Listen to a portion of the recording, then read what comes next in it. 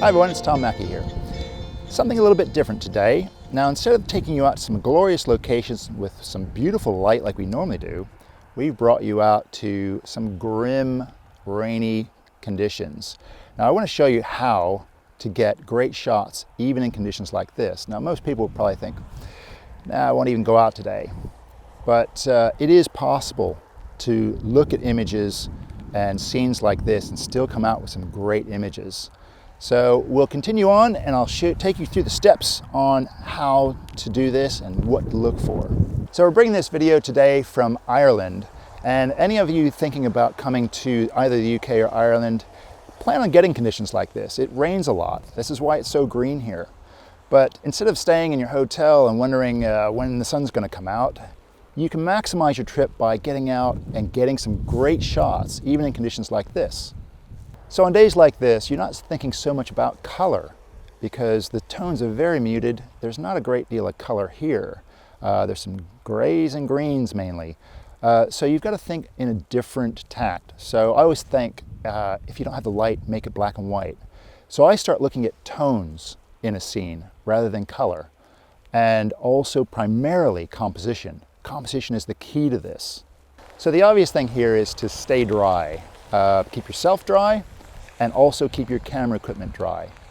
I'm obviously dressed in a nice Gore-Tex jacket. I'm comfortable and dry. My camera, as you can see, I have a Gore-Tex cover. It's a very simple cover. I'll demonstrate that in a minute. But the other thing is the rain right now, as I'm facing you, is coming right into my face. So this is crucial when you're setting up your camera. If you've got the wind direction coming into the camera lens, you're constantly wiping, and it becomes frustrating. So luckily, the wind's at my back today. I've got this beautiful scene in front of me, and I've got the camera over it. I can actually, when I'm ready to shoot, just bring the cover back a little bit, do my exposure, cover, and just constantly keep checking the lens to make sure there's no water droplets on that lens. So we're thinking with a black and white mindset. I'm thinking primarily of the tones, but also the composition here. Now, on this scene here, we've got a foreground, midground, and background. That's crucial because what we're doing here is we're telling a story. We want the viewer's eye to actually be guided through the scene and not out of any sort of side of the frame or in the, off the top of the frame. Now, I'm using a grad filter. And in conditions like this, yes, you still use grads, you still use ND filters, which I'll show you a little bit later. Now, I'm using the ND filter primarily to smooth out the water, but that's another tone. I'm using a polarizer also because I'm controlling that tone of the water, so I'm darkening that tone down. So the whole thing is all about the tones of the scene because we're only talking about black and white. Okay, so what settings would we use? Now, we would use the same settings as we would on a normal day.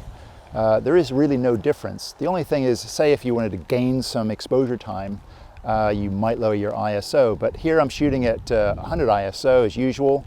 I tried one at 64 to gain some exposure time to see if it's going to give me anything a little bit different from the previous exposure, and it was very, very slight, so I'm going to remain at 100 ISO. Now, the aperture on this, because we have some foreground, I'm shooting at f14. So that's crucial. We want to get that foreground sharp. Now, where to focus on a scene like this? Do you focus on the foreground, the midground, or the background?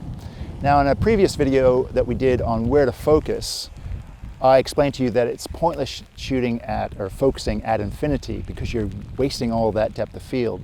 So I'm focusing a third of the way into this scene on my midground. And at f14, I'm getting everything in sharp focus.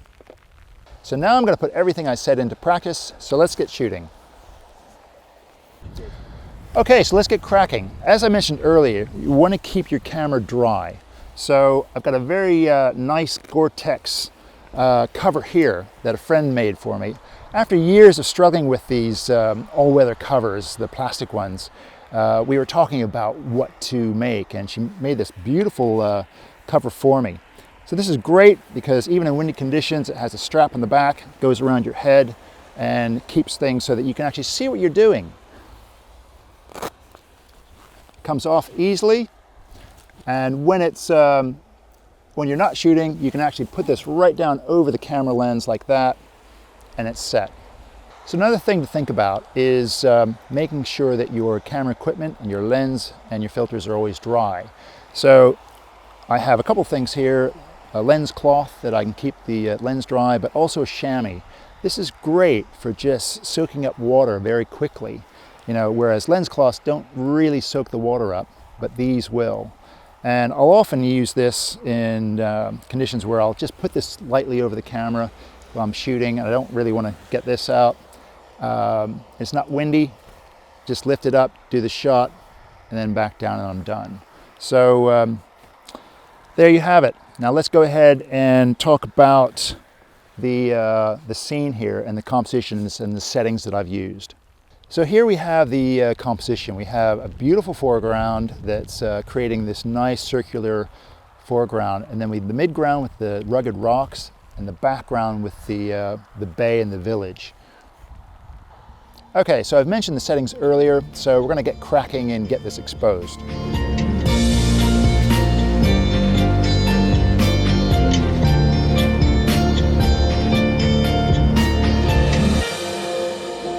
So that brings this video to a close. Now, if you're not one of our loyal subscribers already, you know what to do.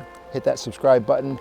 Please hit that like button. I've gone through a lot of pains out here today. I got to dry out. The next video I think is going to be how photographers recover from flu. So join us again soon, and bye for now.